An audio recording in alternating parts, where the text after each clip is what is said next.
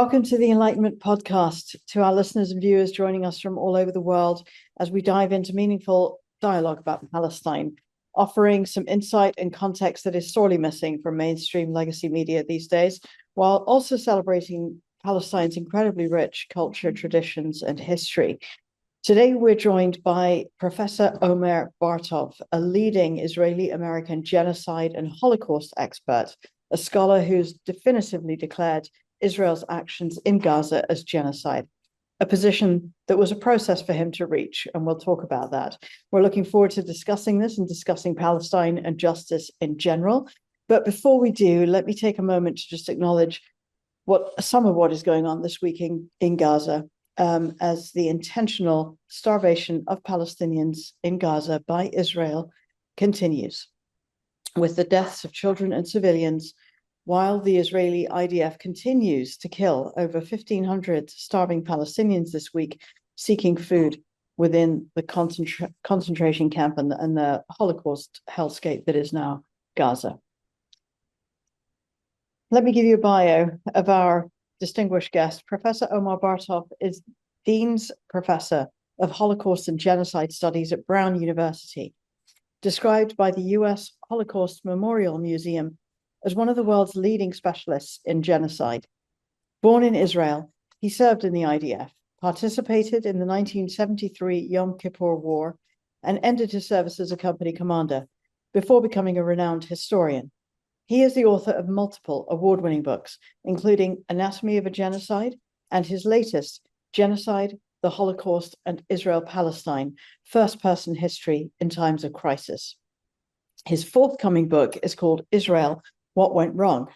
An apt title, if I may say, and it will be published in April 2026. He resigned from the editorial board of Yad Vashem Studies after 2 decades, when his colleagues refused to address Israel's killing and maiming of thousands of Palestinian children. Hanan, let me ask you the first question. How did Professor Bartov come to our attention? Omer's moral courage has been impossible to ignore, Shamim. He's one of the world's most respected Holocaust scholars. He spent his career studying genocide, and he's had the courage and the honesty to apply his own, if you like, expertise to the Gaza genocide and to what Israel's doing in Gaza. And Omer was and is putting his reputation on the line for Palestinian lives. And honestly, that's the kind of principled solidarity we need more of. Omer, ahlan and welcome, and would love to start with your background to begin with. So you were born in a kibbutz and you were called up to serve in the IDF.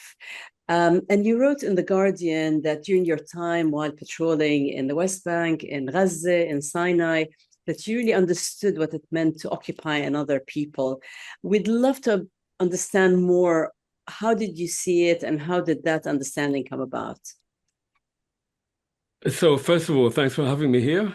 And it's nice to talk to you. I was born in a kibbutz, but I can't really see myself as a kibbutznik because I left the kibbutz when I was a small child, and I grew up in Tel Aviv, really. Look, I was called to the IDF when I was 18. So I can't say that my political views were fully developed at that point. And there was a war that came shortly after I started my service. So for a fair amount of time, I was engaged in that war and then in the so-called Syrian enclave. So I spent several months under warlike conditions. Later on, I did serve both on the West Bank, more isolated from the civilian population, really in a camp, and then in Gaza and in northern Sinai. And my battalion command was in Gaza, in the city. So I would go there quite often. And that was my first encounter with Gaza. By then I was probably 19 or 20.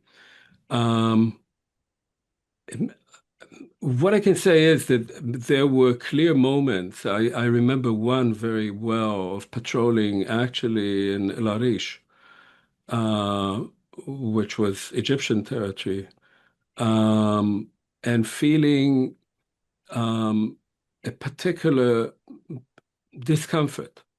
I was at the head of whatever it was, 20 soldiers, all armed, walking through the street, and all sunbathed. It's hot, and people are behind the windows. There's nobody on the street. And you know they're looking at you, and you know that they are fearful of you because you're a bunch of men with guns. And you're also afraid because you don't know what might come. You don't see anyone. And so the first thing that I felt was, I think, that there's this mutual tension, obviously. And to me, the question that rose up in my mind was, why was I there? What was I doing there? What was my business in that Arabic town? In Gaza itself, I would just drive through, and this is many years ago. The population of the Gaza Strip at the time was 350 or 400,000, and it looked like a place where life was difficult.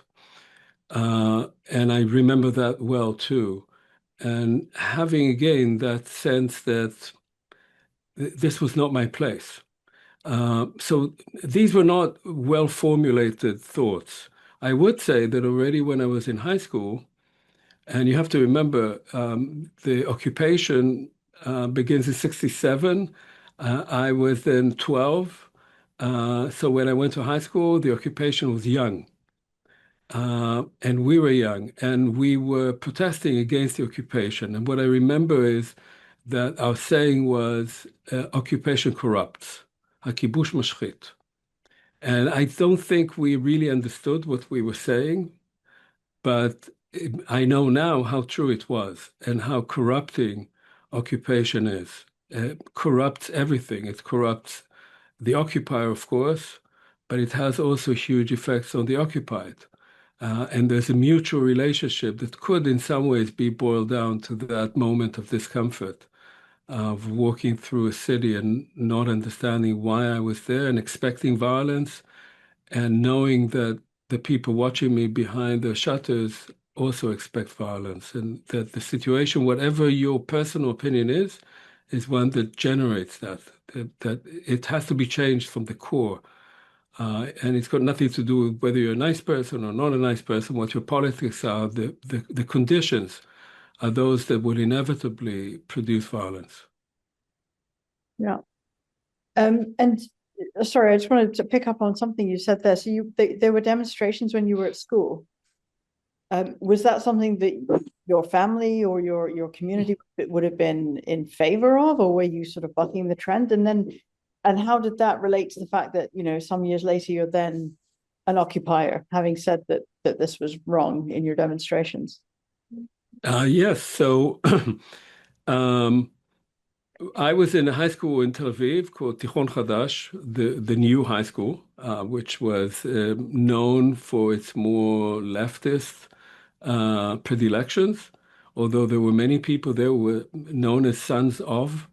So in my class, I was one Omer, and the other Omer was Omer Barlev, who was the son of Barlev, the chief of staff. There was the son of Moti Hod, who had been the commander of the Israeli Air Force. Yossi Hod was with me. So it was a sort of school for the elites, so to speak. Not that it cost money, but it was just, but with some tendencies more to the left. And within that school, there was a small organization, and I temporarily belonged to it, which was seen as very left. And the main issue was the occupation. What did my family think about it? I grew up in a sort of socialist family. My father was a journalist and a writer and was always associated with the left. I don't even remember whether he knew about my involvement in that or not. But in order to understand the Israeli mentality of the time, you need to understand that one could have participated in a demonstration against the occupation and yet also wanted to serve in the IDF as a combat soldier and to gain the kind of, prestige that comes with that. the kind of manhood that meant, and not to be a jobnik, as they called it, somebody who just has a 9 to 5 job, but to be a real soldier. And they did not seem contradictory at the time. It's interesting to think about that, because the Israeli army at the time and the Israeli army today are very different animals, and the people who served then in combat units or pilots or whatever they were came from different social strata and had different opinions. You may remember that there was a book that came out after 1967 in Israel, which was called yeah, maybe the name will come back to me, but it was interviews with soldiers who came back from 67, and many of them came from kibbutzim, and they believed that they were morally upright. And they spoke about how difficult it was for them to be in a war and to kill people. So it came to be known as yorim uvuchim, shooting and crying. The idea is that to maintain your moral superiority, while you're also militarily superior, you have to show empathy for those you're killing. Subsequently, Amos Oz was the Israeli writer, was engaged in editing that book, or editing the conversations into a book. Subsequently, it came out that they took out fair chunks of what the soldiers were saying when they actually talked about atrocities that they had participated in. So there was the crying, but there wasn't really the evidence of why they were crying. But that very idea today of having such a book where soldiers would talk and actually express, even if slightly in a kind of, maybe contradictory way or hypocritically, but still would express empathy for the other side. It can't be expected today, even that.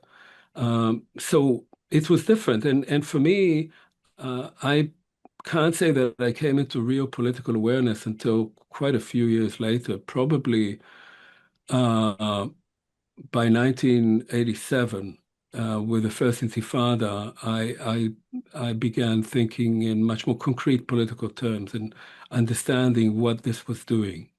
Yeah, interesting. So it is a process, but let's move forward to what's happening right now. As you know, I'm a novelist, and I'm kind of always, and filmmaker, always interested in those moments that sort of shift our view of the world. Initially, you resisted calling Israel's actions in Gaza a genocide, but in May 2024, during the Israeli assault on Rafah, I believe, something changed for you. Can you take us inside that shift? Because Israeli leaders made very, to me, and I think to the ICJ, clear genocidal intent statement soon after October 7th. But why did it take that time, and what was that shift for you? And as a follow-up, how did it feel then to feel like you're witnessing the crime that you've been studying all these years? Yeah, so I published an op-ed in the New York Times in November of 23, so about a month after the Hamas attack. And at the time, I tried to explain what I thought was going and where I feared it was heading. So I cited all these statements, or some of the statements being made, that were made immediately on October 7th, 8th, 9th, by Israeli politicians and generals, which definitely had a genocidal content and could also be seen as inciting genocide, because these are people speaking to the army, right? And these are reservists, and so they listen. If your chief of staff says to you they're human animals, then okay, then they are. So I cited those, and I explained also what the difference is in legal terms between war crimes, crimes against humanity, and genocide. And I said that what I could clearly see was that war crimes were being committed. By then, about 10,000 people had already died in Gaza, had already been killed. So I said clearly there were war crimes because there was disproportionate use of munitions. there was a real likelihood that there were crimes against humanity, meaning killing large numbers of innocent civilians. But that I was not sure yet that there was enough evidence to show that it was genocide, despite the statements made. Because in order to show that genocide occurs, you need two things. You need an expression of intent, and you need then implementation of that intent. But the point of my writing in November was actually to warn that if this continued, it would become genocide. Because we also had Professor Raz Segal as well, who's also a genocide and a Holocaust expert like you, and he called it straight away within a few days. Right. So it's interesting that you're both, experts. That's your specialism, and you did, but eventually, yeah. Correct. Yeah. Look. Yeah. Why do you think? Yeah, I know and respect Raz. But I thought it was too early to say that, and partly because the term genocide, once it was coined, has often, because it's considered a crime of crimes, has often served not necessarily to identify a genocide that's happening that can be ruled as a genocide potentially by a court, say by the ICJ, but rather as an expression of outrage or as a fear of something that might happen. And there was certainly outrage. There was, at that time, there was outrage by everyone. There was a lot of outrage in Israel, of course, because 800 civilians were murdered, and that doesn't make for very nice sentiments on the other side. So there was outrage across the board, and there was fear that Israel's response would be genocide or just extremely destructive. But I did not want to use that term until I was sure that these statements were not only statements of outrage, what Israeli politicians would often do to please their public, and also because they themselves had to cover up for the huge fiasco that had just happened, which was October 7th. And the IDF was mad because it acted so badly, because it was not prepared. And so these sort of could have been seen also as a kind of bravado and trying to cover up the mess. That changed. So Israel then declared its war goals. And he claimed that its war goals were two. One, to destroy Hamas, and the second, to release the hostages. So there were statements that were quite wild. And there was then a statement of intent, which appeared reasonable. As a country that had been subjected to that attack, we have to release the hostages, obviously, and we want to destroy Hamas, whatever that means. Obviously, it wasn't clearly met. By May of 2024, something had become clear. And that's why I identified that then as genocide and wrote about it in August in an article that came out in August. I mean, I wrote it before, but it came out in August. And that was that, as you said, when the IDF moved into Rafah, there were half of the population of Gaza was there. Most of them having been displaced once or more, and concentrated there because the IDF was saying, you have to move because there's going to be an area of operations, and for your own safety, move there. So they were there. And then the IDF decided, and that's Netanyahu was saying to the public in Israel, all we need to do is take Rafah, and then the war will be over. That's what he said in May 2024. He just said it again yesterday, right? So then the war will be over. But they couldn't go in because there were 1 million people there. And so they moved the people to the Mawasi, right? To the beach area there.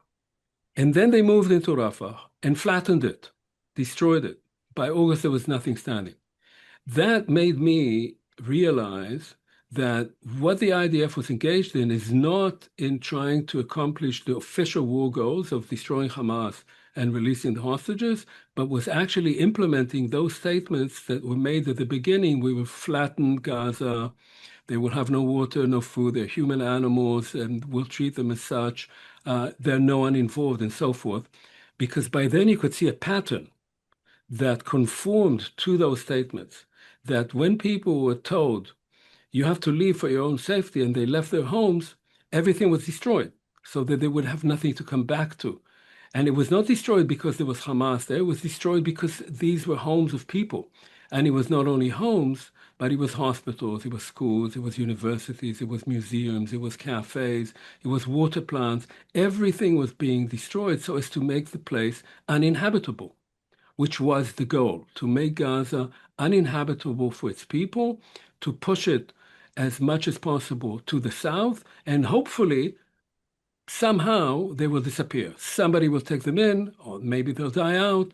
But so to me, it became clear this was a genocidal operation, even if they were thinking in terms of ethnic cleansing, because the people had no place to go to, and every safe zone, so-called safe zone they went to was immediately bombed and attacked, it became genocidal. And that's when I wrote about it at the time. Now, some people might have been able to forecast that in advance, yes. But I didn't think there was enough evidence, and I wanted to wait until it was clear. Now, since then, there's been far more evidence of that, of course. So many people, legal scholars and scholars of genocide, have, since May of 24 until the end of 24, reached that conclusion that this can only be described as a genocidal operation in Gaza. Yeah. Great. You served on the editorial board of Yad Vashem Studies for 20 years, which is one of the most prestigious Holocaust institutions, before you resigned. And my understanding is you resigned because your colleagues acted as if, quote, the killing and maiming of thousands of Palestinian children was either none of their business or perfectly justified. Can you tell us more about this moment? And I'm guessing there must have been incredible cognitive dissonance here when you've got institutions dedicated to never again actively enabling genocide denial, as long as it's Israel doing the perpetrating. Yes, so generally this is something that has preoccupied me more and more, and recently I wrote about that in the New York Times in July. But that happened a year ago, or about a year ago, because I too had been a member of the editorial board. And while Yad Vashem, just like the U.S. Holocaust Memorial Museum, is a state institution, here it's federal, and there it's a state institution. So you can say, members of Yad Vashem, permanent members of the institution, would find it very difficult to make such statements because they'd be fired. The editorial board volunteers. I mean, you don't get paid for it. You just do it because you think you want this journal to be a good journal, and you are on the editorial board, and that's why I was on it.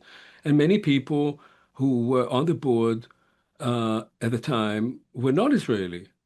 Some of them also not Jewish. There were Americans, Germans, Brits, who were members of the editorial board. And I wrote an email to the whole board.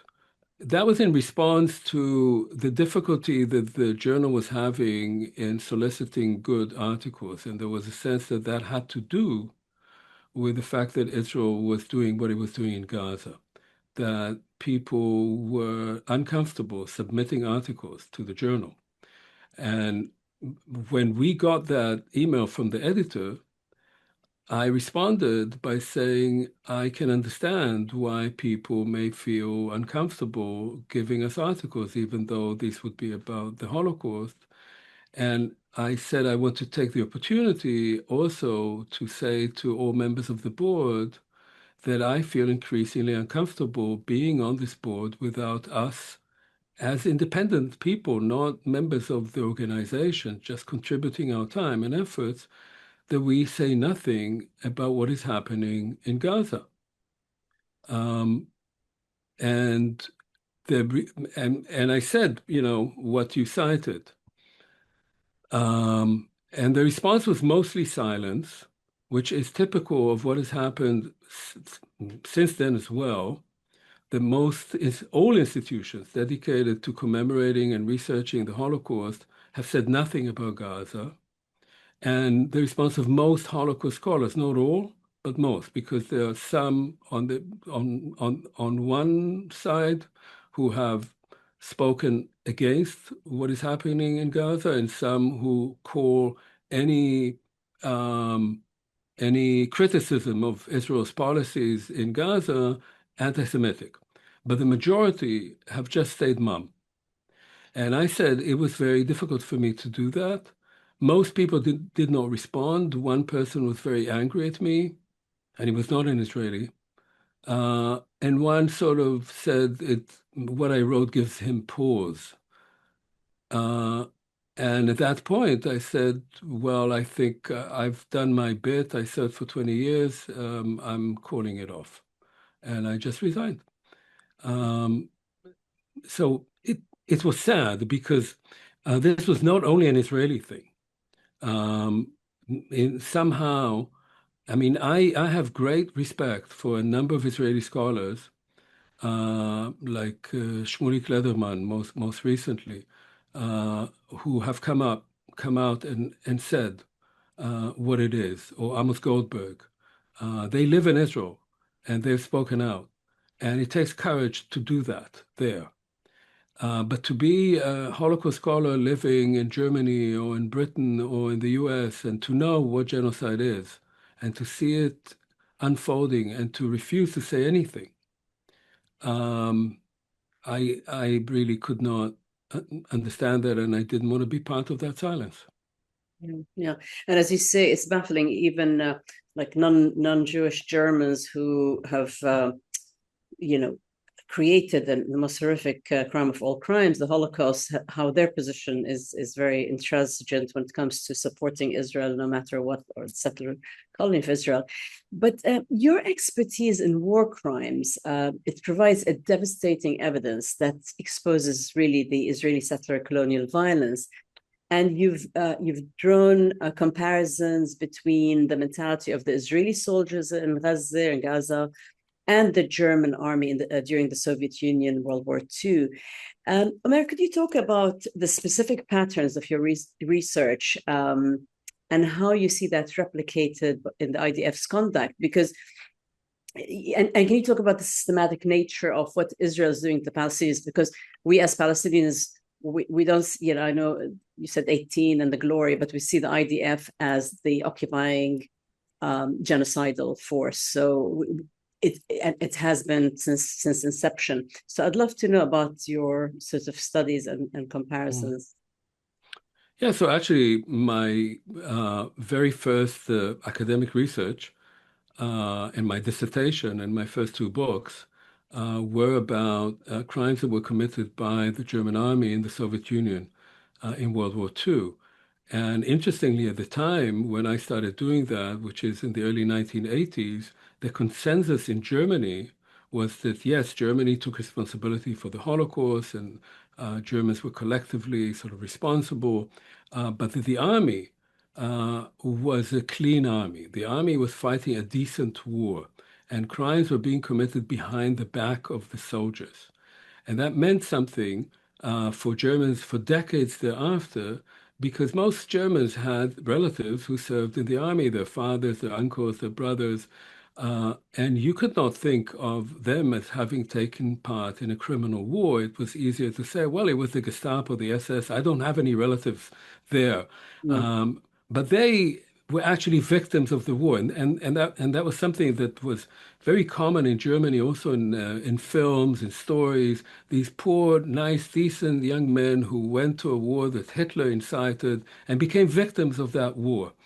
The problem was that those victims of that war also killed up to 30 million Soviet citizens. And it could not have been just the Gestapo and the SS. And so I started looking into that. And what I wrote eventually was that there were several elements that brought that about. And that's important to understand. So one very important element was what the soldiers came to war with. What did they bring with them? And these were young men, so they grew up in Nazi Germany. And they internalized a whole world view. Not that they were necessarily Nazi, they just internalized how you spoke about yourself and how you spoke about others, and especially about the Russian Untermenschen, the subhuman Russians, the subhuman Slavs, and the Jews, of course. And then he received that not only in school and in the Hitler Youth, but also in army propaganda. So they developed a particular view.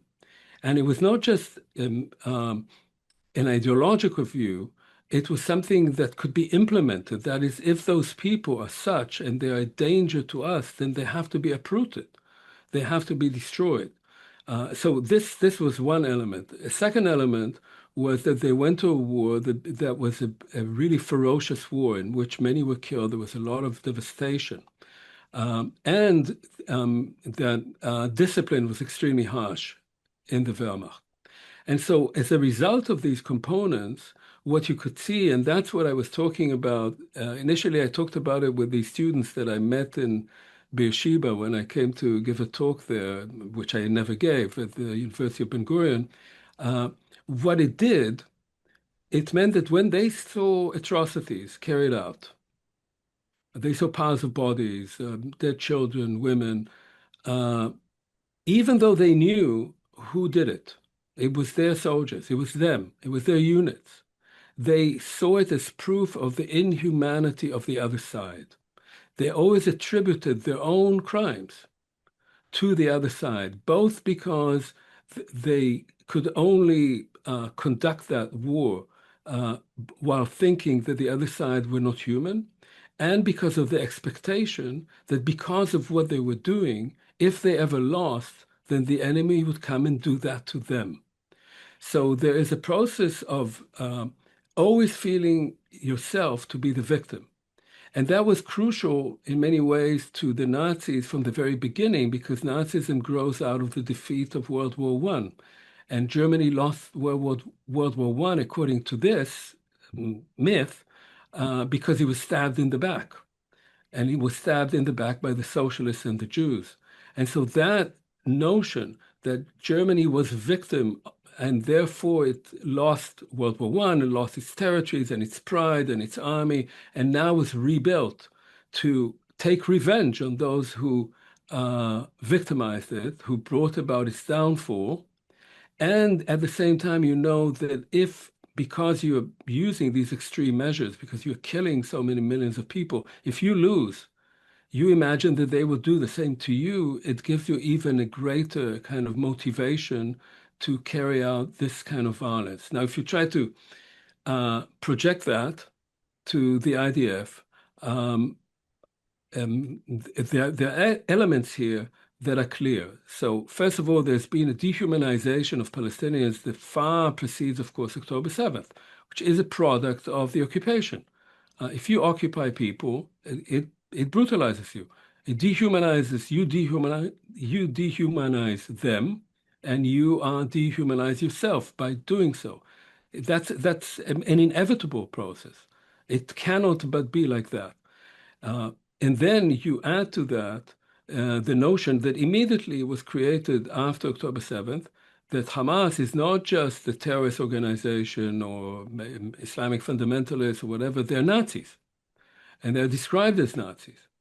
And when you have a state that for generations had brought up its young people on the notion that the Holocaust is not only something that you have to remember and commemorate because your relatives died in it, but it's also an imminent, immediate danger that behind the corner, any threat to you may lead you to Auschwitz. And therefore that you not only have the right, but you have the responsibility, the duty to completely smash it, because otherwise no one will do it for you, and that all the rules in the world, all the international regime of human rights, and all of that doesn't matter, because now this attack on you can lead to Auschwitz.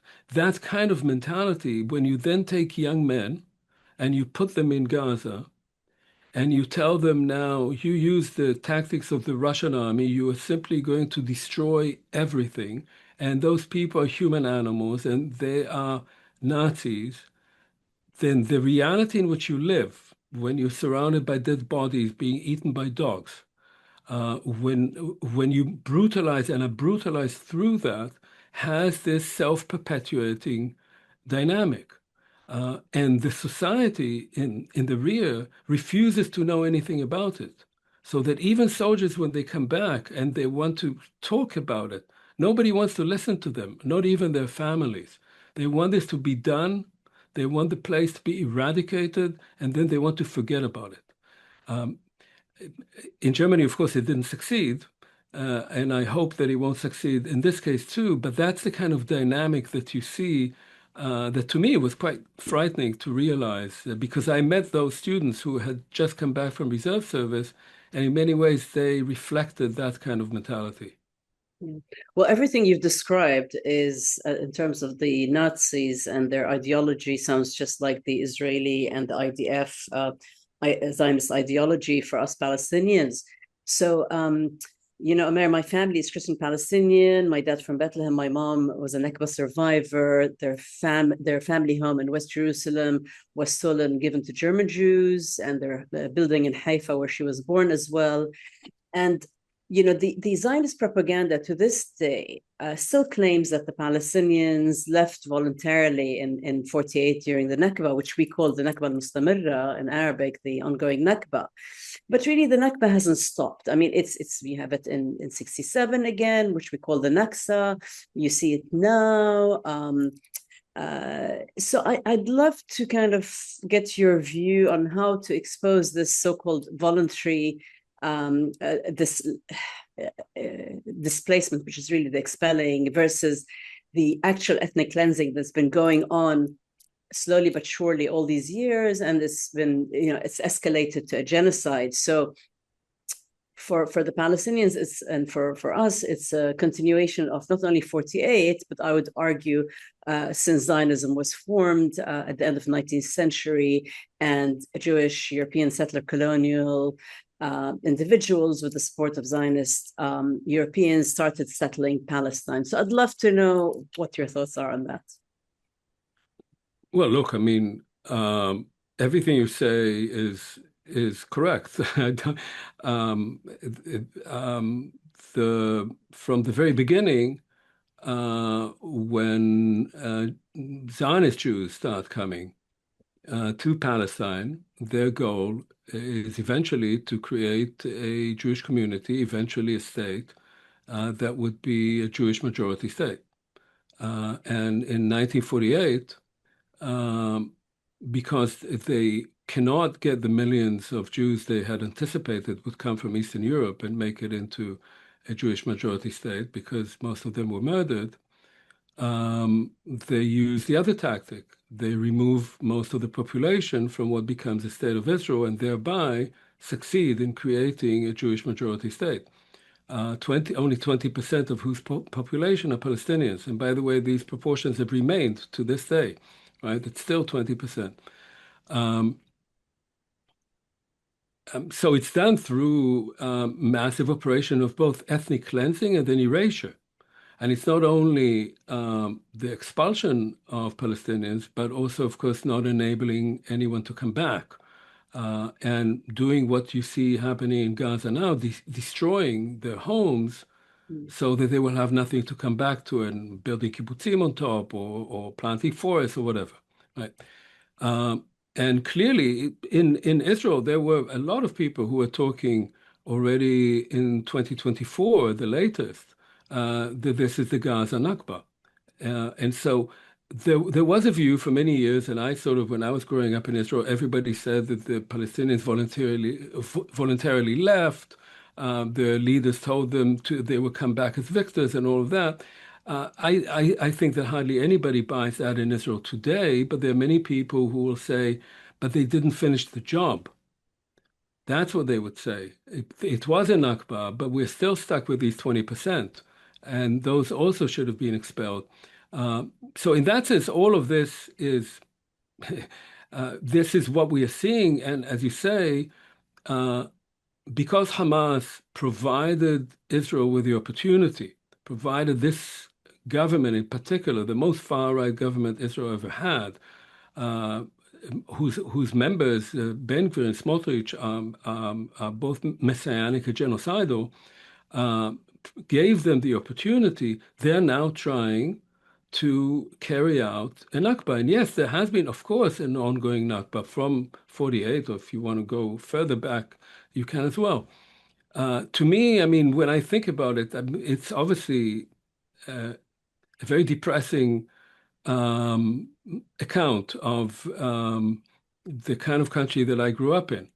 And I can tell, the stories of my family and now how it came there and of many other families. In fact, I carried a project of interviews of 70 people in late 2022, two-thirds Jewish and a third Palestinians, Palestinian citizens of Israel, Palestinians who grew up in Israel of my generation, to talk with them about their connection to the place.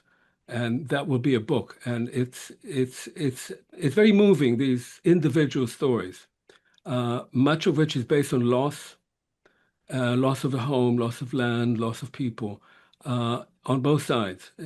So there are different losses, of course, because one is loss in the Holocaust and one is loss of the village that may be only a few miles from where you live now. But there's a lot of that kind of loss. To me, when you try to think about it differently so as not to end up with a genocidal outlook, history is something, as a historian, I can say, that can never be reversed.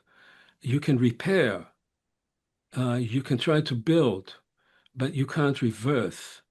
You can't go back to a certain point in the past. It'll never be the same thing.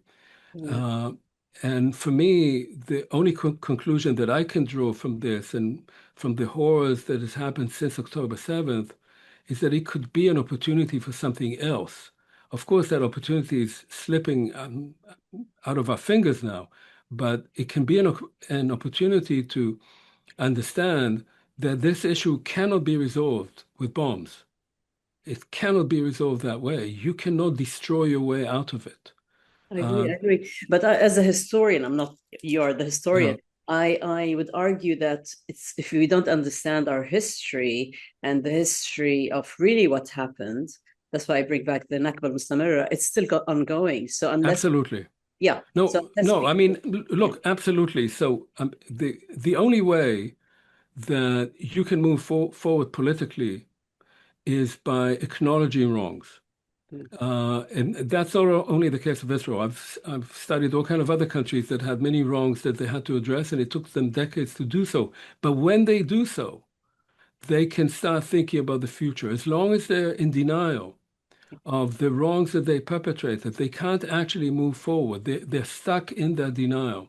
And so for Israel, it would be crucial if there were to be, and I hope to God that I will live long enough to see it. I'm a bit skeptical, but I would like to live long enough for that, that there would be a moment at which Israelis and Palestinians come together. It has to start with truth and reconciliation. It has to start with that. It has to start with recognition, at least, of the expulsion of 1948 and redressing of wrongs. And redressing of wrongs can't be reversing. It can never happen. But it has to acknowledge and it has to compensate.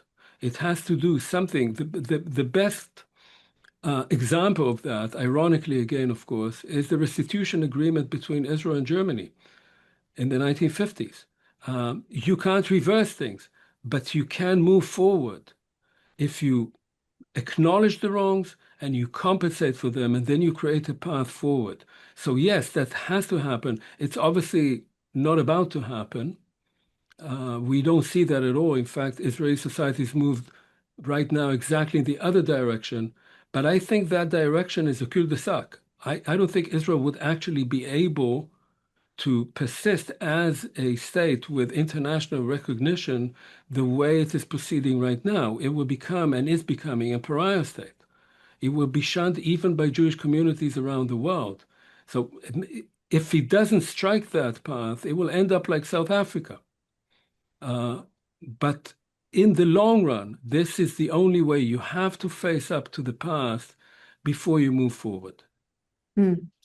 Yeah, I'm glad to hear you say that, because it is for me, it's like common sense says that the occupier is the one who bears the brunt of having to make that restitution or try to make that right. Having said that, in your recent Guardian article, you talk about the utter inability of Israeli society today to feel any empathy for the population of Gaza. And there was a recent Penn State University Harrods poll showing that 82% of Israelis support the total ethnic cleansing of Palestinians from Gaza. 47% support genocide continuing until every Palestinian in Gaza is killed. And 56% want the current Palestinian citizens of Israel expelled. It's almost mind-blowing the extent to which the society is all in on genocide. Could you talk to us about, it feels, I think, to you like a different world from the one you grew up in, even though I would argue that was still, the foundations of that were still, and you would say that as well, I think, that they were still dodgy. But how has Israeli society gotten to this point where we've got 82% of people wanting Palestinians ethnically cleansed?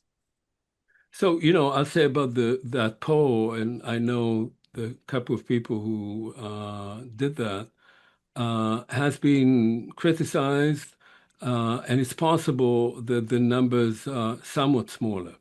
They were talking about 56% or something like that. It doesn't really matter that much, but there are, these figures themselves have been somewhat contested.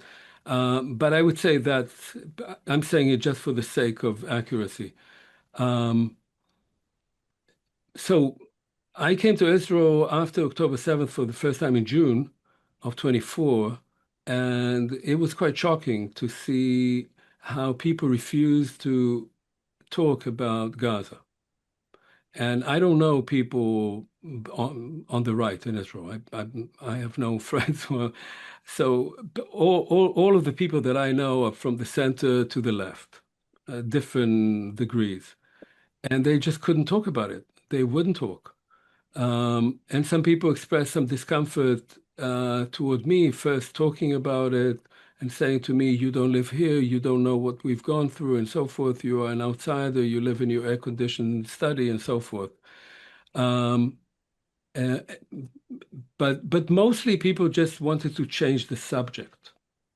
When I came in December last year, there was more knowledge, but there was also more resignation. People were better aware of the horrors that were happening there, but it was still very hard to speak with them about it. There was and there is a huge amount of opposition to this government. And most Israelis today want the war to stop. They want the hostages back.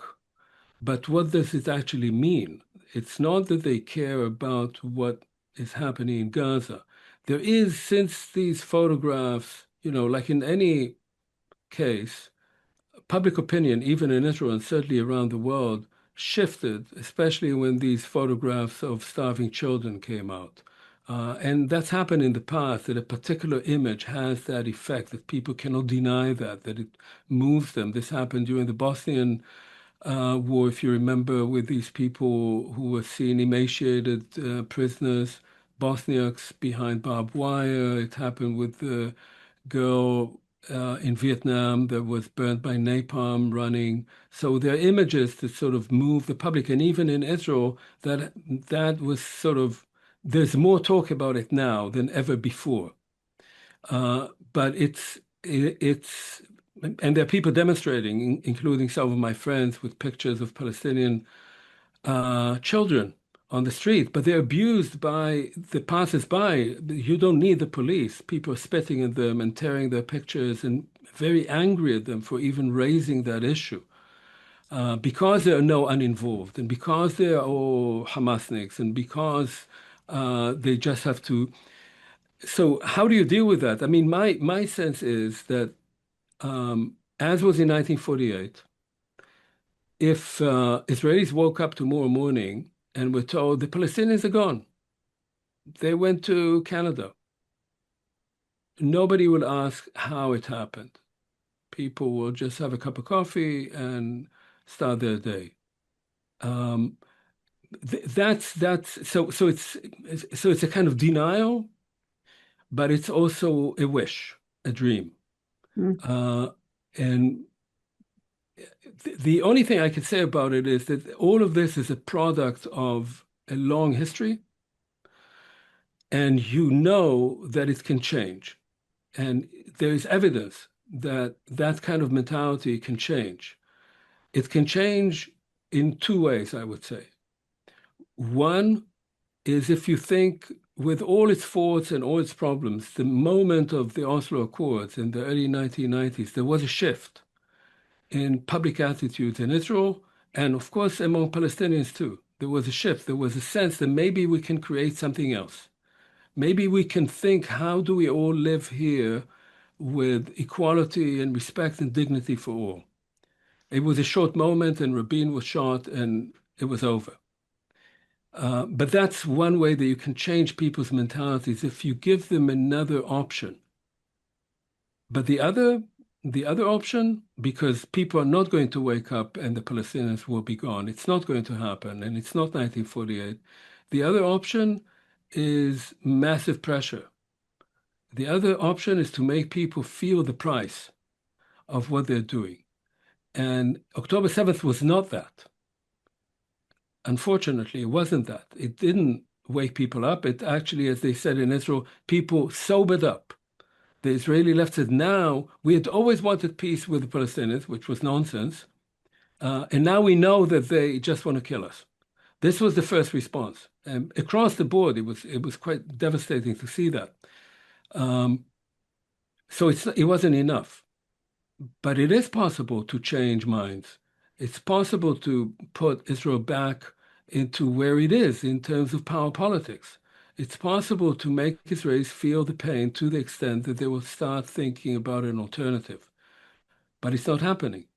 And I don't know when it will happen. As I said, I think eventually Israel is driving itself into a place where it will make its own existence as such a state impossible in the long run. But that will take a lot of blood and a lot of suffering before that happens. Yeah. So I don't have a positive prospect right now in mind. Few of us are feeling it at the moment. But so how does this make you feel about being Israeli now? Or, do you feel your identity or your connection has changed in some way? Because, as we're talking about now a society that is overwhelmingly fine if every Palestinian was somehow spirited out of it without them having to deal with them. I think, by the way, that Israelis 5 years ago, 10 years ago, would have also been happy if they woke up in the morning and there were no Palestinians. So I don't think that actually on firsthand. Yeah. So I don't think it's new, but But mind you, I think, look, I mean, I think also that people in Gaza 2 years ago wouldn't have minded if they heard that all the Jews went to Siberia. I mean, this is a situation that has created a desire on both sides to be rid of the other. And the problem is that nobody's going anywhere. They're all staying, apart from me, and some others, but most are staying. How does it make me feel? Look, I mean, I grew up in Israel. I served in the army. I taught at the university. I have friends in Israel. In fact, I have more friends in Israel than in the US. I have family in Israel. And I used to go there a lot. And after my December visit to Israel, I made a decision increasingly that I can't go back there now. I can't sit in a cafe and speak with a friend as if nothing is happening 50 miles down the road. And people who live there, I guess, have to do it, but I don't have to do it. And I can't do it. And I can't not talk about it. But when I do, it feels very uncomfortable and people don't really want to talk.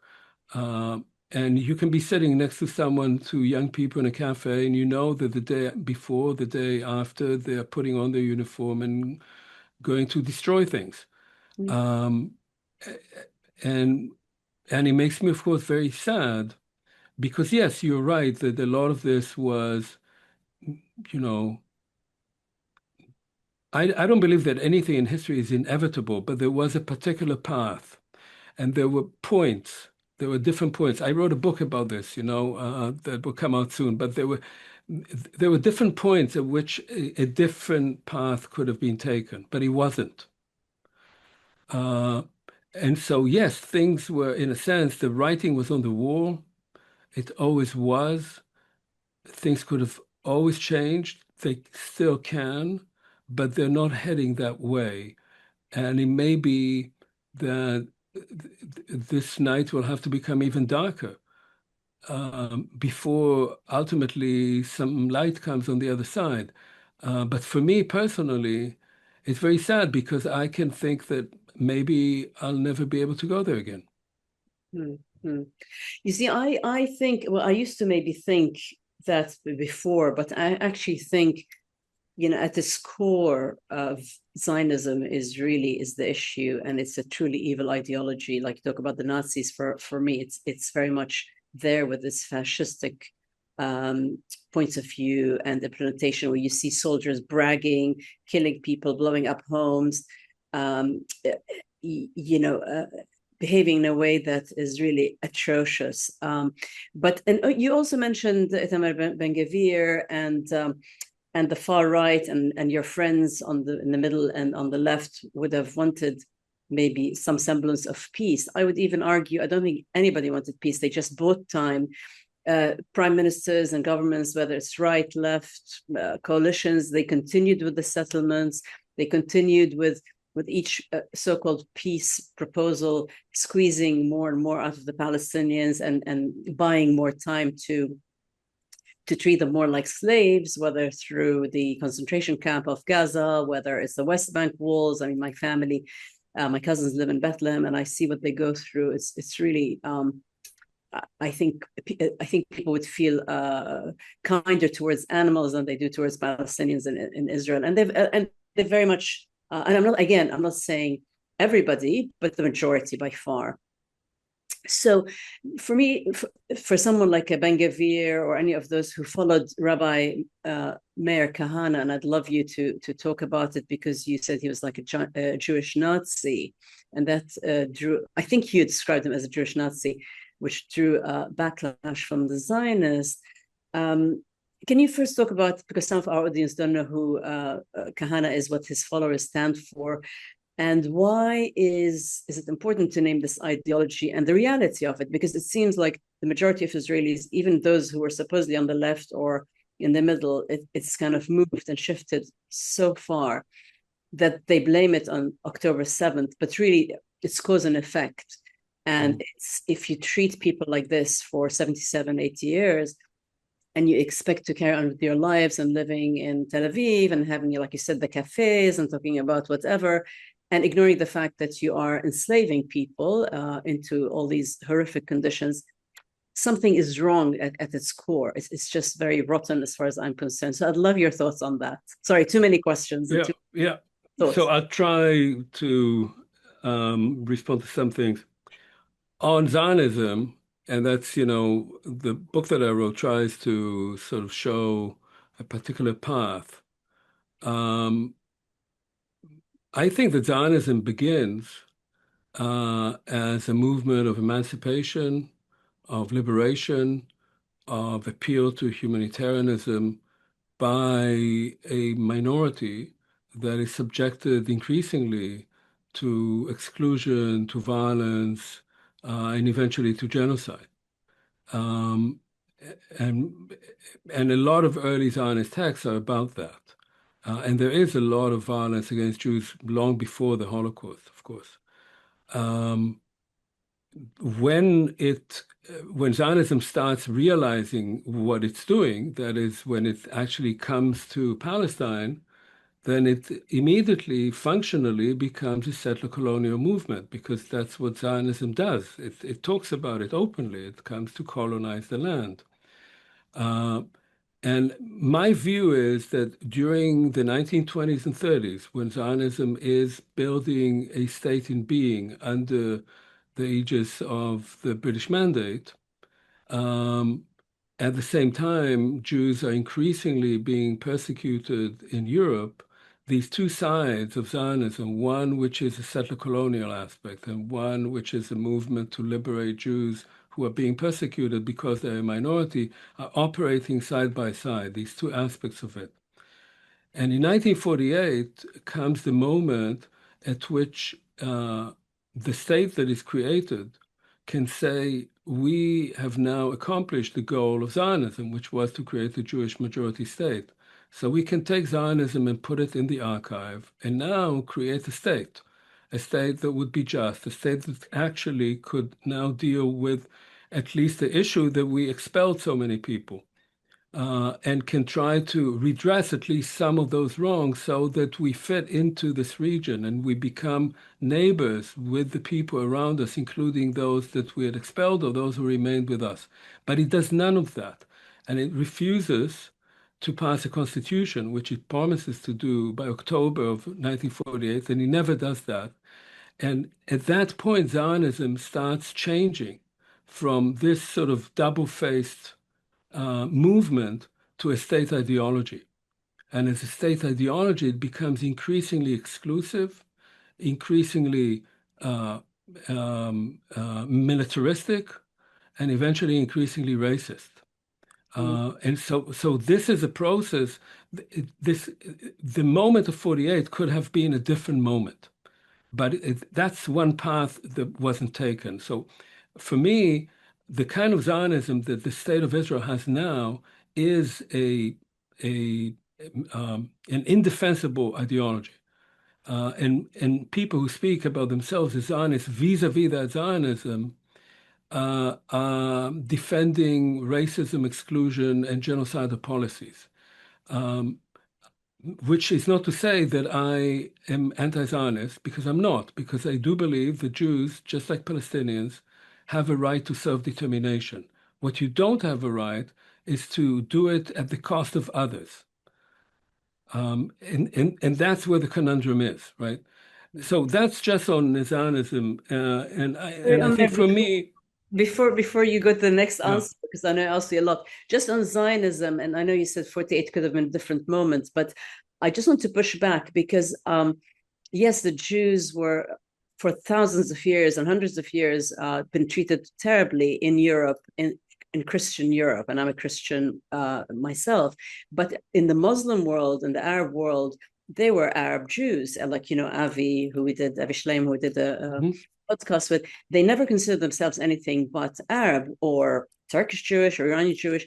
Actually, the Arab and Muslim world welcomed them. They thrived. They were part of the community. There was no difference. It's only when the Zionists, the East European Zionists, came and started wanting to colonize the land, not to live peacefully, not to come and coexist, but to come and steal the land, purchase the land under the umbrella, work with the British to train and kill and massacre in the 20s and 30s. So by the time 48 came, it was already a sealed deal. It was never going to happen. They had the malicious intentions of coming to colonize as Europeans, as white European racist settler colonialists, to come and colonize Palestine on top of the indigenous people who have been there for millennia. So it never had the good intention. That's why I push back. But anyway, sorry to interrupt you. You can go back to... Yeah. I mean, sure. It was not a good intention vis-a-vis the Palestinians. There was never a good intention vis-a-vis Palestinians. And different historians will say, when did that moment come? Was it in 1920? Was it in 1929? Was it in 1936? When is the moment that it appears that there will not be coexistence between Jews and Palestinians? I use 48 because 48 is the year that the state was founded. And that's a crucial moment. There is now a Jewish state, and it could have made decisions that would have changed the course of history. It's more difficult to make decisions in 36 or 21 when the British are ruling there. But that's a sort of, and it's true that Jews in the Arab and Muslim world were often treated better than in Europe, but not always. One shouldn't entirely idealize that either. There were moments of great tension, and there were many Jews who saw themselves and were seen by others as Jews, Arab Jews, but Jews, and they had a particular status as Jews. So I wouldn't idealize it too much. The fact of the matter, of course, is that many ended up, some willingly and some not, in Israel, in the state of Israel. And that's a whole other story about the internal dynamics of Israeli society and how it Ashkenized Mizrahi Jews And if you even want to understand one of the inner dynamics of Israeli politics, it's the use of Mizrahi resentment against Ashkenazi elites. Now, of course, it's not actually the case, but the label is very important to create a particular kind of right-wing Israeli political direction built on resentment by those who came from Arab lands, from North Africa and the Middle East, and were treated as second-class citizens by Ashkenazis. So it's a complex mix. But I want to go just to a couple of other things about, as I said, I started off as an historian of Nazi Germany. And I've made, as we talked about, I've made analogies with what I saw German soldiers. I'm not quick to make analogies between Israeli policies and the Nazis for two reasons. One is that the Nazis always win out because the Nazis were worse than anybody else. So if you make an analogy, you can come out looking quite good because they were so much worse. And secondly, because you don't need that. There are so many other cases of colonial violence, including genocidal violence, that is much more similar to what Israel is doing in the occupied territories and certainly now in Gaza. And we don't need to go to Nazi Germany. There are, as you said, some people, and especially the supporters of Kahana, who himself was outlawed in Israel, whose disciples have taken in a real type of Nazi ideology, a racist, supremacist, Jewish supremacist ideology. And those are, it's a kind of extraordinary perversion of Jewish tradition, of Jewish religion, of anything that you can imagine, even of the worst type of Zionism. This is a complete non-Zionist entity. This is something that is beyond the pale. And when you think that these people who were always there were always some. You can go back to publications by settlers already in the 1970s and 80s that had these sort of racist undertones. But now that people like him are now in the government, that the two most powerful ministers in the government are people either from the religious nationalists like Smotrich or Ben-Gvir, who are fascist and racist. That's extraordinary. Is that the inevitable course of everything in Israel and of Zionism? Maybe it is. I hope not. I think they represent, maybe 30% of the population. I don't think they represent the majority, but they may win out. And when you're in power, you shift things. So it's possible. But on that, I would say that I think all other things being equal, I would say that I do believe that the majority of Palestinians, and we haven't spoken about Palestinian citizens of Israel, and I got to know a lot of them, made some very good friends just before the war began. And that's a very important population also as a bridge between the two groups.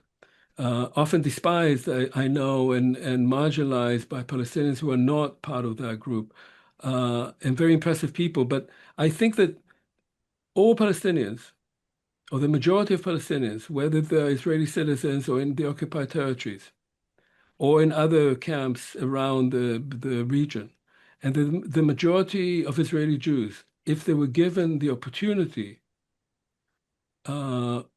would prefer peace to war, would prefer a normal life for themselves and a better future for their children than what they're seeing now.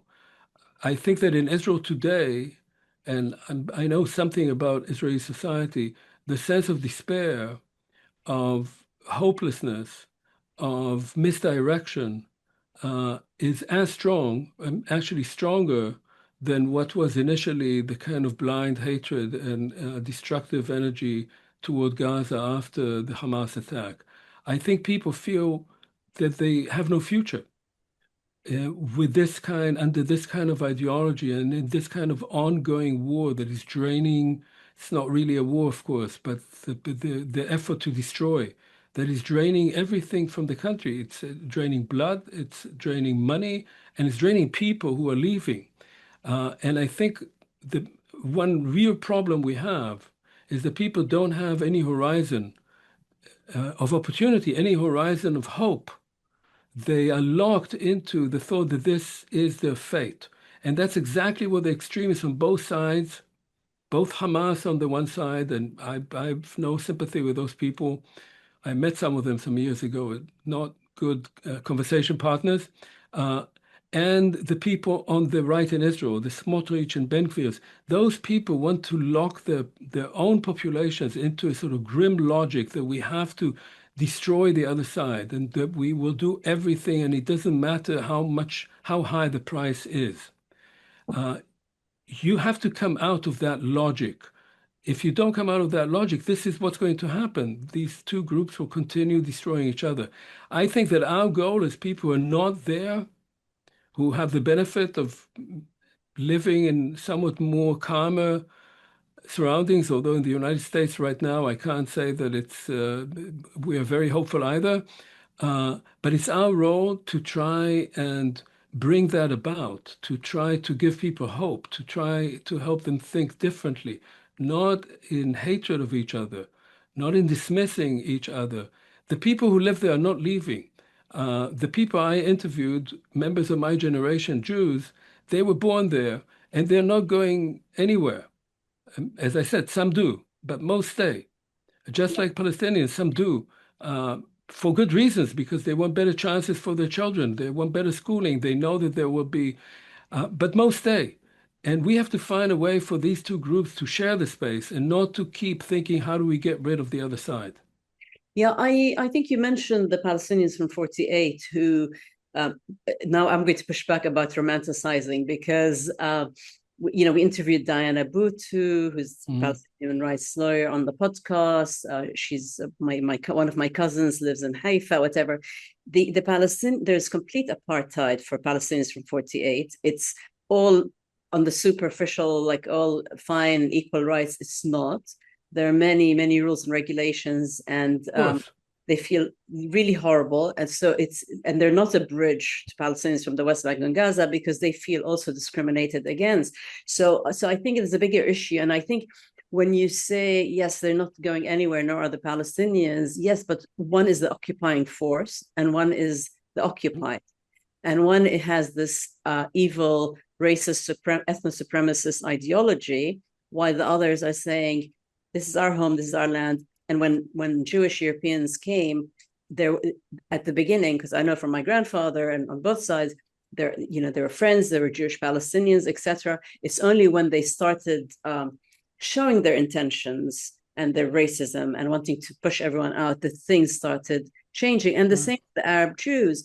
Things only started becoming an issue after the Zionists made it very clear what their intentions were. So Jews were in pogroms, slaughtered, etc. in Christian Europe, but they were not. Actually, Salah ad-Din and others brought the Jews back to Jerusalem, and they're people of the book, Ahl Kitab, like Christians are. So there was a protection. So I mean, we can talk about this forever, but for me, to really change things, one has to really look very closely and deeply into one's ideology, because without really examining it and saying, these are the issues and these are unacceptable views to have, nobody will come close. Because, that's my point of view. I don't know, Shamim, what do you think? I mean, I very much hear that, and I understand the idea that nobody's going anywhere, but in the same way, Omer, that you go to the States, you wouldn't dream of walking into somebody's house and expecting them to leave so that you could take it. That is the brutal reality of how most European colonizers arrived in Israel. So because the next generation has been born, it doesn't make that correct. So there is a reckoning, but I think the reckoning, to me, I feel that the onus, not that it's going to happen, but we talked about the way things are at the moment in Israel. But I think the onus has to be on that rather than everybody has to give ground. And I think the right to resistance is also something that people misunderstand in Israel. And we can talk about what is resistance, what is not resistance. But there is a right for an occupied people to resist occupation. It's enshrined in international law, and Israel is currently breaking every possible international law. So it's understandable that they're not going to see that point of view either. I just think it's important to put it out there. And I feel bad to do that with you because you're the one person who's probably saying, I don't know how I can go back there. So it's not meant to be a personal thing, but I think it's important to sort of clarify that position or for you to argue back by all means. Look, on the right of resistance, I've written about that, and obviously there's a right of resistance to oppression. You can say, just like a right of self-defense, so too a right of resistance does not give you a right to carry out massacres, but a right of resistance is there, and should be exercised. And in many ways, of course, Israel, as you know, has conceded land or politically only under pressure. But that's always been the case. That's how the Sinai went back to Egypt. So I don't have any argument with that, as I say.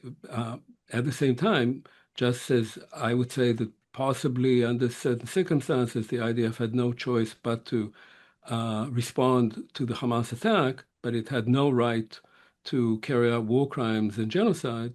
So too, Hamas had a right to resistance, but it didn't have a right to slaughter 800 civilians.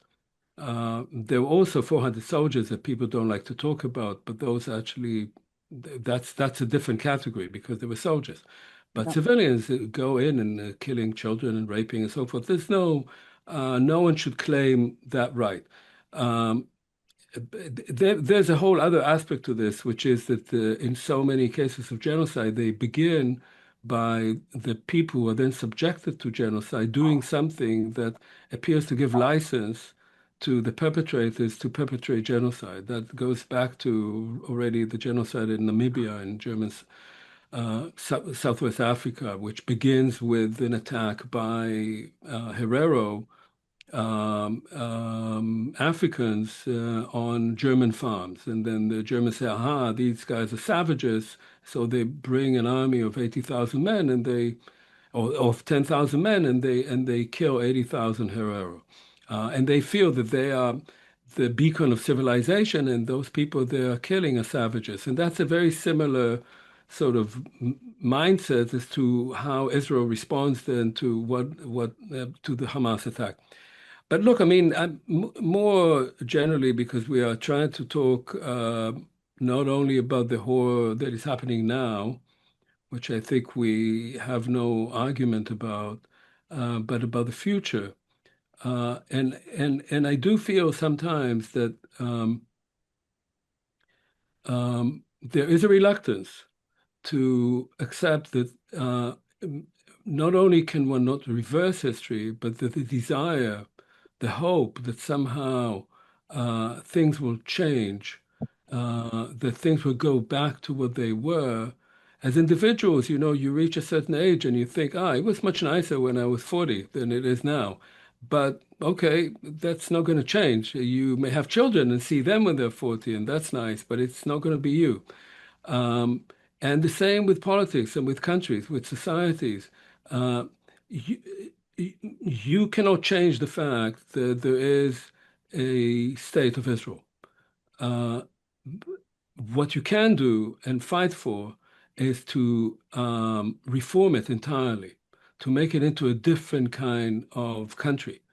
And it can be a country for Jews next to a Palestinian state. It can be one country in which there are Palestinians and Jews living side by side. Whatever it is, it has to change. What it is now is insupportable. But one cannot think that it will change to the extent that the state of Israel as a state of mostly Jews will cease to exist. It will have to change. It will have to be reformed drastically. And I think it will happen.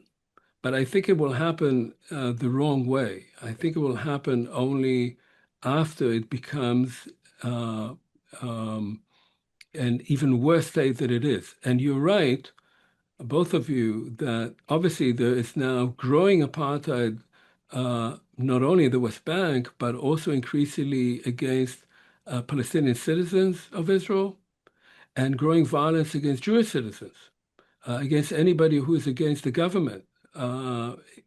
So importing techniques, which was predictable from apartheid and now from Gaza into Israel itself. And you can think of all these soldiers who will come back brutalized from that war. What are they going to do in that society that doesn't even acknowledge what they did? How are they going to behave in their families, on the street? And of course, against Palestinians, Arabs, anywhere. So right now, we are seeing an acceleration, a rapid acceleration of all the negative dynamics that you can think of. But I still think that we need to think ahead of that. If we don't think ahead of that, we are actually playing alongside them. We are helping this dynamic continue. And you have to think of an alternative, even if only a few people support it. It has to be available. So, I'm a member of this group of A Land for All that talks about a confederation, and it's an organization of Palestinians and Jews. And they have tried to think through this thing. It's obviously very, very hard to think about it now, but it is a reasonable way of imagining what that country could look like if there were two states, two sovereign states, but in confederation with each other, which would have open borders between them, and where you could be a citizen of one state, but reside in the other. Just like in the EU, you can do that. That they would have mutual institutions at the top, and then they would have their own parliaments and their own politics for each of these states. There's a very detailed outline of that. Anybody who's listening to this can look it up if you just write Land for All. And it's a viable plan, but of course it needs support. It doesn't try to reverse. You can't even today, you cannot remove 600,000 Jewish settlers from the West Bank without there being A, a civil war, and B, in some ways, these people could argue also for their own human rights as people who were born there. You have to find another way of squaring the circle without making sure, without ensuring that it would just bring more violence. And so these are things that one needs to think about precisely because of all the injustice. I always think of how is it possible in 1945, Europe was one big pile of ruins. Millions of people were murdered. Millions of people were on the move, were being evicted. 11 to 13 million Germans were being evicted from Eastern Europe. How is it possible that somehow these European countries found a way of creating the Europe that we know now, that people like to travel to? In fact, too much. There's too many tourists there now. How is it possible? After all the hate and crimes on an unprecedented scale. So it is possible, but you need some visionary leadership, and you need some people who are willing to actually do the hard work of planning ahead and not being caught up in this vortex of ongoing violence and resentment and hatred and a sense that a kind of fatalism, which always plays into the hands of the extremists. Yeah. I mean, we actually had a guest who spoke about it, Omer Bartov. I think he's part of, yeah. But first of all, I think the rapes were discredited. But if we don't talk about rapes, what about the Palestinians being raped for years in Israeli prisons, and now on camera, and they're bragging about it. So I think I see what you're saying, but I just do not see it happening with the genocide, with the barbarism that's going on, with Israel being an apartheid settler colonial project. There is no place in this century, the 21st century, for this evil ideology. So for me, it's about, and this has to be dismantled. So Shamim and I went to the first anti-Zionist Jewish Congress in Austria, and there are more and more Jewish people who are speaking out, who are saying, do not conflate our religion with Zionism. We have nothing to do with it. We don't agree with it. Still a small minority, but definitely speaking. And I think for me, it's one democratic decolonized state from the river to sea with full equality, with complete resource and land restitution to all Palestinians and the right under international law to return. And I think your philosophy, I think it sounds interesting, if you like, but I don't see that happening because those, I think, 800,000 settlers who are armed, who are extremists, who are fanatic, who are continue every day, whether Masafir Yatta last week, they killed a guy who was part of the documentary that won the Oscar, whether they're burning, again, 3 weeks ago or 2 weeks ago, a Christian village, including the church. I mean, these are the settlers who are uncontrollable and who are just going around rampaging. So I don't agree that they can just stay because to avoid the civil war. They have no place under any international law to be there. It's like Israel in 48, illegally, as far as I'm concerned, the UN, so-called UN, gave them 56% of the land. They ended up with 78% of the land illegally. And again, no one opened their mouths, just like resolutions here and there. So it's impossible. What two-state, what confederation, squeezing Palestinians into less and less land with more and more apartheid walls and, checkpoints and so on. It cannot be. You cannot say you can have this little part, we can have some confederation, but it has to be either, whether you're Jewish, whether you're Muslim, whether you're Christian, you should have equal rights guaranteed like every other human being. You can't say here in Boston, where you are, and Cambridge, to say, oh, well, if you're Jewish, you can't vote, or you can't drive on this road, or if you're a Mexican, you have certain rights. Everybody has rights. Everyone can vote. Everyone has to follow the law, and I don't see why that couldn't be the case in Palestine, where everybody has equal rights. Because this, again, mine, yours, etc. There has to be a proper restitution for all Palestinians. I cannot see anyway. Maybe I'm being very negative now, but after what we're seeing and what we're hearing, and the monstrosities that are continuing and accelerating every day, I just cannot see it. Maybe you're right, and maybe everyone needs to, but I cannot see people moving past it without really looking in the mirror and changing the rhetoric completely and not just superficially. Inshallah. So you agree? Yeah, look, I mean, we can always hope. I'm trying to be a bit more realistic. We can hope that at some point this country, this piece of land will be shared by everyone equally and everybody will get what they want, or that the bad people will be thrown out. Historically, things don't work that way. As a historian, I can say, at least from what I know about the past, you need to have some ideal, something you want to accomplish, which may have to be, among other things, the righting of wrongs of the past, but you also have to work with what you have. And if you don't, if you refuse to also be practical, you may be left behind with your dreams without accomplishing anything. Politics, I think, is about both ideals and power. And ideas alone have never created anything, and power alone can just be a destructive force.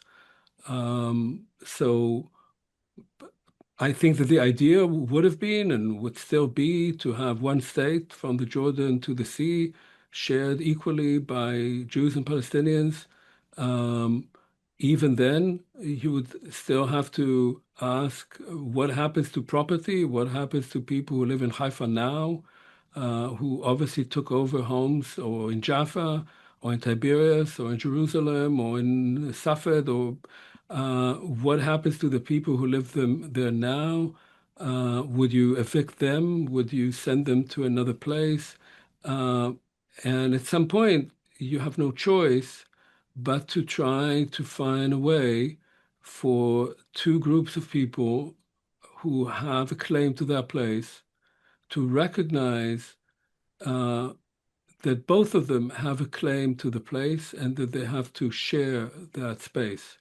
If you deny the claim of one group, and both groups are engaged in denying the claim of the other group to the place, if you persist in denying the right of the other group, then you're ensuring ongoing violence. It's as simple as that. And the moment you start thinking about it differently, you start thinking, this is what we have. We have 14 million people here.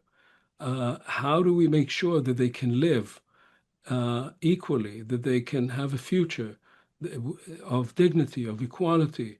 How do we do that?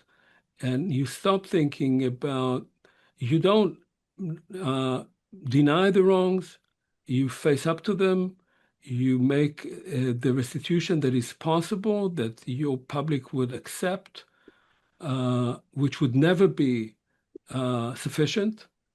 You make an apology, so state apology. So you recognize also morally the wrongs that were done, and then you try to build forward. When Konrad Adenauer and Ben-Gurion agreed on the restitution, many people demonstrated in Israel and said that they didn't want blood money from the Germans because they were paying money for having murdered 6 million people. And you can't compensate for that with money, any amount of money. And they were right. But Adenauer and Ben-Gurion were also right, because Ben-Gurion needed money because the state was bankrupt, and Adenauer needed to rejoin the international community because Germany was the country that carried out genocide. And it was worth the money to do that. And the fact of the matter is that they became very close allies, in fact, a bit too close right now for my taste. Out of that genocide through that agreement. And if we don't think that way, if we only stick to our guns, we will just see more of it. That's all. It's ensuring an ever darker future, because as we see from 1948 to today, the violence has only grown. The repression has only grown. The fate of Palestinians is only worse. There has to be an end to this, and the state of Israel has become one which, as I said, I don't even want to live in. I don't even want to visit. That's all a result of this ongoing violence, which is based on both sides completely rejecting the other side's fundamental right to the place. If that doesn't change, it will continue. Unless Israel, which is the more powerful country, actually carries out a full, successful genocide. That happened in Eastern Europe. In 1945, the populations of Eastern Europe had been unmixed. The Jews were murdered, the Poles were ethnically cleansed, and then they could create states that had only one ethnic group. But it was done at the cost of enormous evil. And I hope to God that what we are seeing is not just the preview, and it may well be, of similar actions which are already accelerating in the West Bank, with the world looking elsewhere and completely destroying Palestinian existence in all of historic Palestine. I hope not, but one has to speak against that. One has to stop that, and one has to offer something that will be attractive to both groups. If you don't do that, it will just continue. No, I used to think liberal Zionists had a soul, but it's the same ideology, Omer, honestly. And I think, it's one thing immigrating to America or Europe, or like you say, anywhere in the EU, and moving in and buying land or buying a home and getting your immigration paper. It's another thing coming and stealing somebody else's home, like my mom's villa in Jerusalem, or they're building in Haifa, or everybody Palestinian that I know. It was theft, it was stealing. And what happens to these people who are living in all these Palestinian homes?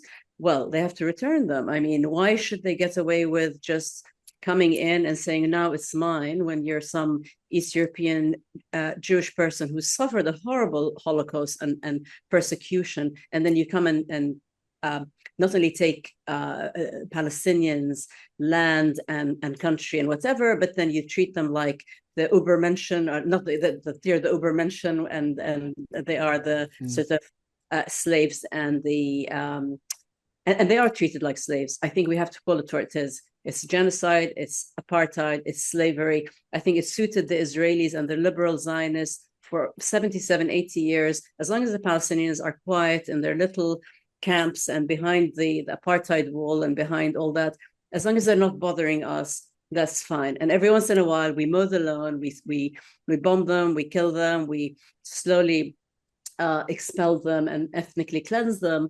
And so it's not being negative, it's being realistic. And I think until I see Israelis and Zionists and so-called liberal Zionists call it for what it is and acknowledge and look in the mirror and really examine the monstrosities that they've been doing and how they treat and how they call Arabs, it's not going to change. It's going to be worse and worse. And yes, Israel has more bombs and more air force and more support from the West and the best equipment and so on and so forth. But you can't bomb your way to peace. You can't bomb your way to security. You can't, if anything, actually it's turning more and more people to be anti-Semitic because they're claiming to fight this genocide in the name of the Jewish people and they're conflating Judaism with Zionism. And I think it's not doing anyone any good, especially Jewish people.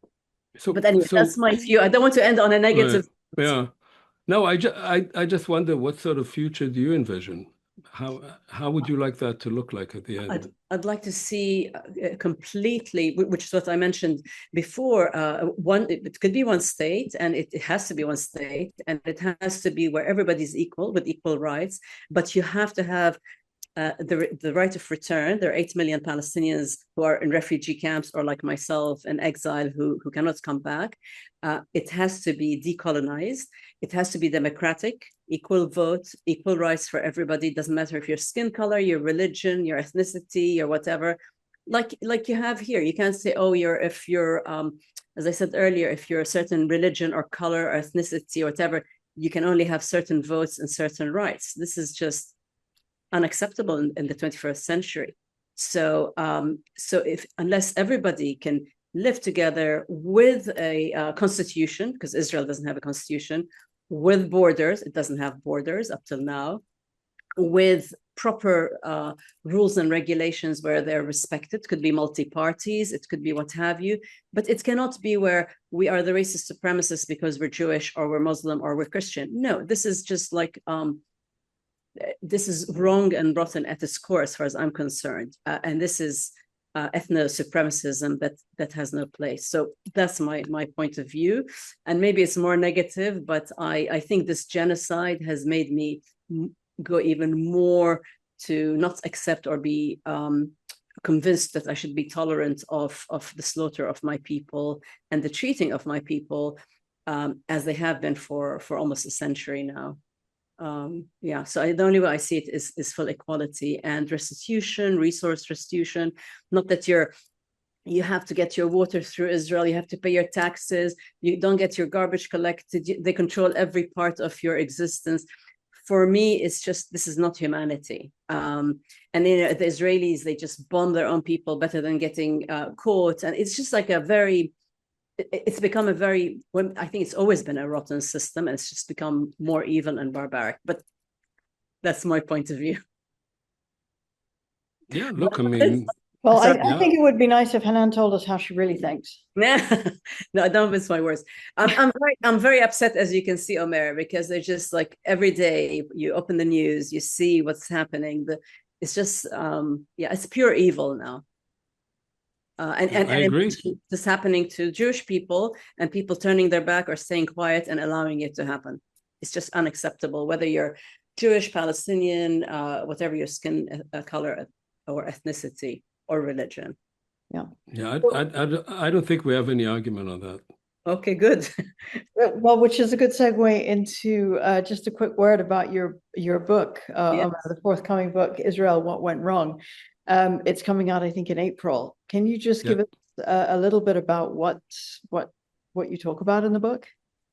Yeah, so the book is really about something that I already said here, which is an attempt to understand how Zionism was transformed from a movement that initially was about liberation and emancipation into a state ideology of oppression and eventually racism. And I do it through a number of chapters. One of them deals with the role of the what I call the never again syndrome, the role of the Holocaust and the way Israel has built its own sense of where it came from and what its role is, and how that can give it license to act very violently against any type of threat. I do it through I have a long chapter which talks about the missing constitution. So what Hanan, I think, just raised. So how and why was the Israeli declaration known in Israel as the Declaration of Independence, although it's really a declaration of the creation of a state, how it was crafted, and why was no constitution created, and what were the attempts later on to create constitutional laws, and why all of that is linked directly to the judicial coup in Israel, the attempt to reverse these constitutional laws. What is the role of the Supreme Court in Israel, which has both been a defender of human civil rights for Jews, and at the same time was the institution that actually sanctioned the occupation, and how all of that leads to where we are now, where there's both a genocide going on in Gaza and there's an ongoing judicial coup in Israel, transforming it, as we see, into a state that will have no real democratic functioning, with the judicial system that is weakening by the day. And so it's an attempt to see that moment of non-decision on a constitution as having paved the way to much of what we've seen since. And I talk also about some other issues, not least about the role of victimhood, and how the sense of one's own victimhood appears to provide license to victimizing others. We talked about it in the context earlier of soldiers, but it's a larger thing, and especially about the killing of children, and how the killing of children, which has sort of goes back to early Zionism. If you know this poem by the Israeli national poet Chaim Nachman Bialik, in The City of Slaughter, where he speaks about the vengeance for the death of a child, even Satan is not devised, and how that has fed into eventually into Israeli cause for genocide in this very war. So I do a kind of archaeology of how the state has been transformed to what it is now. But in the last chapter, I talk at some length about the two scenarios. The more likely one, which we've spoken about, that Israel will become a full-blown apartheid state, an authoritarian, and a pariah state. And the more promising one, which is, and I talk in some detail about creating two sovereign states on the assumption that I have that both groups want a right of self-determination, which the Jews have exercised and Palestinians have not, and they want to run a right of return, which Jews have legislated, but Palestinians do not have, and that they can best do it in this sort of system of confederation, which would be acceptable to both groups. So that's where I end the book. I talk in some detail about genocide and what it means, and how, what are the distinctions between different types of crimes. But I try to end on a hopeful note, not because I see it happening anytime now, and not in any way to divert attention from the horror that we're seeing at the moment, but because, as I said, I think that we sometimes get locked into the horror and we can't see beyond it. We're sucked into it. And that's exactly what those who perpetrate it want us to feel, that this is the only way. And you have to fight against that, and to always try and say there is an alternative, there is another way. I think those are wonderful words to close on, because, history will judge all of us, I think, by the way we've responded to this ongoing ethnic cleansing genocide that is going on, in front of us in real time. It really is, as Omer says, our collective responsibility to speak out and to do what we can against this. Pressure can work, even if it feels overwhelming and that time is very short. I want to close with a quote from Hannah Arendt. The sad truth is that most evil is done by people who never make up their minds to be good or evil. I had actually the privilege of reading a letter that Hannah and Albert Einstein and 20 others wrote to the New York Times in 1948, protesting that the US should welcome Menachem Begin, citing his involvement with the Irgun, the Jewish terror group of the time, and citing the Deir Yassin massacre, where hundreds of people, including women and children, were brutally slaughtered. Anyway, that was a bit of a rambling finish, but thank you, Omer. Omer, we really, really appreciate you joining us on the podcast today. Thanks very much. Thanks for having me. And just to add also from my end, it does require complicity. A genocide doesn't happen in a vacuum. It requires a complicity, silence, and the weaponization of historical memory. So when Holocaust scholars refuse to speak out about Gaza, and when institutions dedicated to never again enable genocide denial, they become part of the machinery of destruction. So just to wrap up, to say stories and representation matter, stay informed, stay engaged, speak up, and most importantly, take action for justice for Palestine. Our collective voice is making a change. In solidarity and with appreciation, see you next time. And shukran, Omer, for your speaking out, your courage and bravery to talk about it being called a genocide. I know it's not easy, so shukran for that. Afwan, shukran.